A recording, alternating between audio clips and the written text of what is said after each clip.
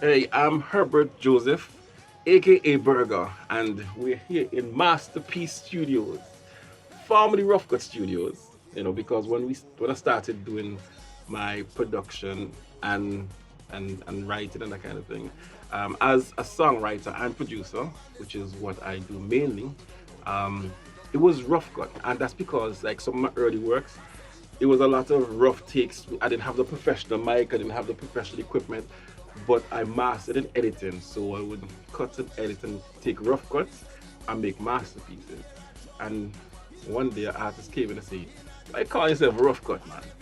It's masterpiece you're making in here. You don't know who, you don't know who the artist will be." And I said, you know what, you're right.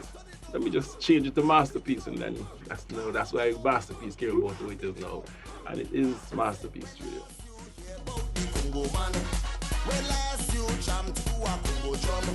Some of my best work, I would say, as a writer and producer. Some of them I write, co-write, some of them I produce, co-produce.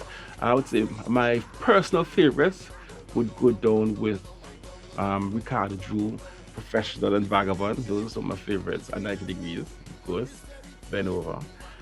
Jashan, Hughes, Mama No.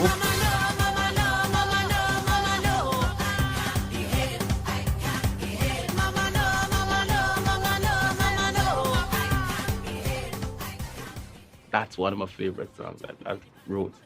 I produced that with Drue, with Montano. Marshall Montano, Congo Man, and Jam Me Down the Road. Those songs changed my life.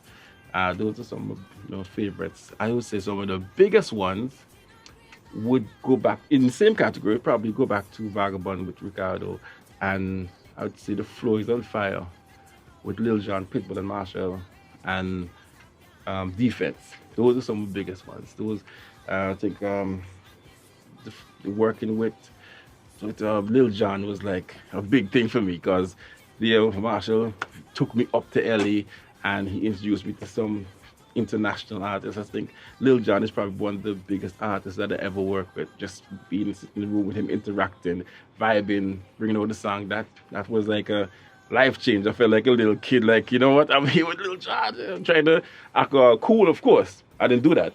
But inside, the enemy was like, yes, I'm here with Lil Jon. Cause you know you got the wickedest.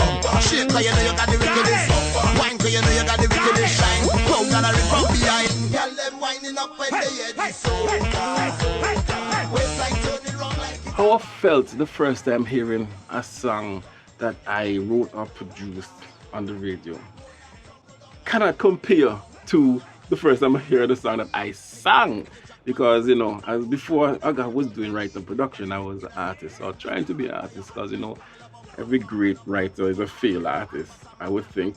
I heard a song that I did back in the day when I was with The Rock, and we were doing a bunch of songs, and I heard it on the radio, and then I was like, yo, that's me on the radio. Call them boys, yo, this is, you hear the song play right now, this listen, tune in, and of course, back in the day, yeah, it's not simple, you have to go in there and dial.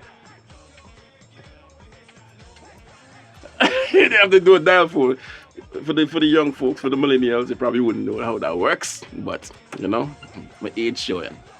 And, The Rock was rolling, and I think, what was it? It was Say Yeah. Gala, you spend your money on a buy for your hair, but want to hear you scream and say yeah.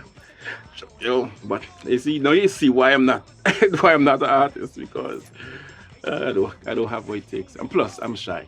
Believe it or not. I can't deal with the anxiety on stage. When you go on stage and all these tons of people looking at you, leave it up for the artist. Let me just stay in the back and write the song. Make them go out and do the thing. You know what I mean?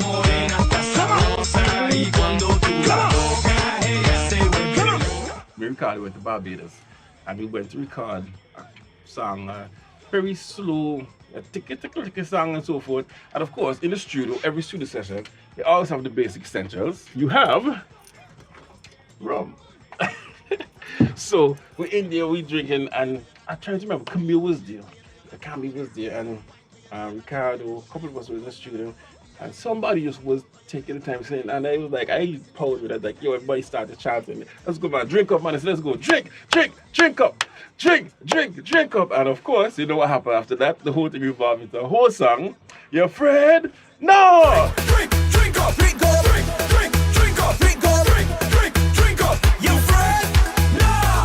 Drink, drink, drink up, drink up, drink, drink, drink up, drink up, drink, drink, drink up. Oh my God. But Bob was like, oh, man, I like that thing, man. And so, he right inside here, so he came down, no back down, no back down. No back down, no back down, no back down, no back down, no back down, no back down. You afraid? No!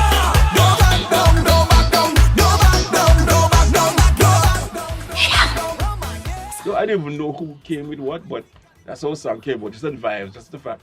And the best part about it, or the worst part, is that the song that we originally went to record, the song that we released, we never do the song Dead in the Waters. Can't remember the song name. Everybody drunk, take it straight to the head, straight to the head. Go drink until it don't drink. Bring me 2 more shots of rum. The advice that I would give to any upcoming or young producer or writer is to keep evolving. I mean, I'm actually grateful to still be relevant from since then to now. Just remember to evolve, because music is always evolving. What people demand is evolving. The generation is always evolving. So if you think that this is the way, you're just going to stuck with that generation who's feeling out that appreciate that way, because it's always like and preferred when it comes to this thing. It's never right or wrong. That ain't what happened last night, man. The last thing I remember, I think we was playing tap tap.